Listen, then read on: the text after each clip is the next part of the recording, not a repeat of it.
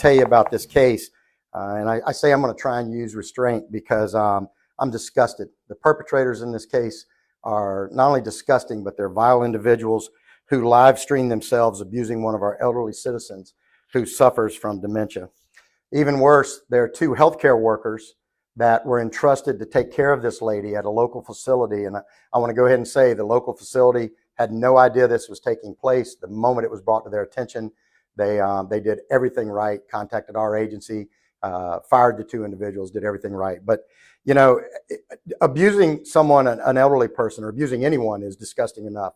But to make matters even worse, they live streamed the abuse. They actually put it up on a live stream platform so that their friends could watch it, laugh about it as they mocked this elderly person in her condition. And not only did their friends laugh, they actually made comments back and forth about how she should be dealt with and be put in a closet. So it's just disgusting. This entire thing, as you're about to see, is hard to imagine that there are actually people in our world that would do this to somebody. As I said, I'm going to show you the video. It's very graphic, so I want to make sure that you know that.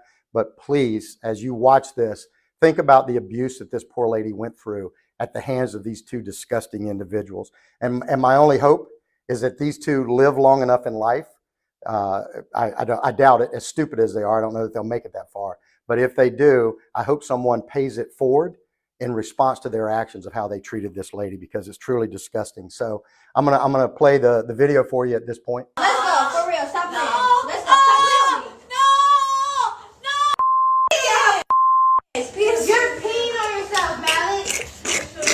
You're peeing on yourself. Yo. No. Yes, you are. Feel your This floor. shit. Come on, let's go. This is so embarrassing. I'm sorry, yeah, she embarrassing. Let's go. Lock her in the closet. It's the jail. I didn't even do nothing. Come on, let's go. Here, you want Put your me pants to? on. Yes. Do you want me this? Put your pants on. Bang. Give. Put your pants on. Give it here. Shut come on, help me.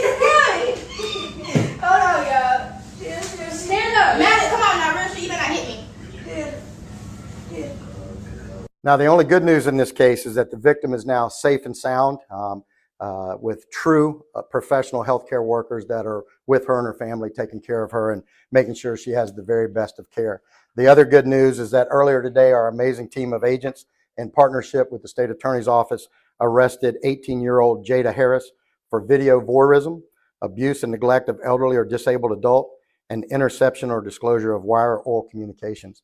They also arrested Shy Bishop, who's 20 years old, for video voyeurism and abuse and neglect of an elderly or disabled adult. As you might imagine, I'm pretty ticked off about this, as you can tell. As I said, I'm trying to keep my restraint, but this kind of crap just drives me insane. So I met our team as they were walking them to the car, made sure that they knew how disgusted I was with them as they were being transported to the Brevard County Jail. And I'll tell you, the irony of this is that our corrections team, the professionals that they are, will treat these two pieces of crap with professionalism, and they'll do their job, where these two were supposed to be taking care of this lady and didn't do their job. So sadly, their bond's only $6,000 for Jada and $4,000 for Shy. And please know, a lot of times we'll get comments about the bond's too low, and I agree, it is truly too low. Unfortunately, the state sets the bond limits when they're first arrested. They don't let us do it, because I can tell you, if they let me do it, the bond would be when hell freezes over when these two get out. So as I said, they're on their way to the Brevard County Jail.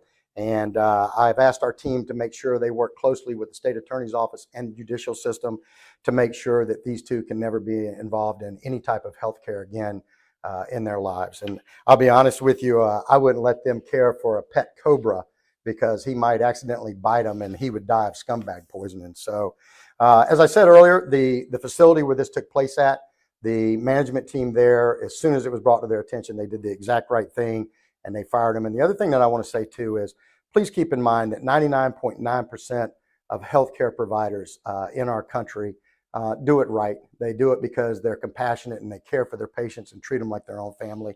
So don't beat up this profession, because they are out there doing it right each and every day, taking care of our seniors and those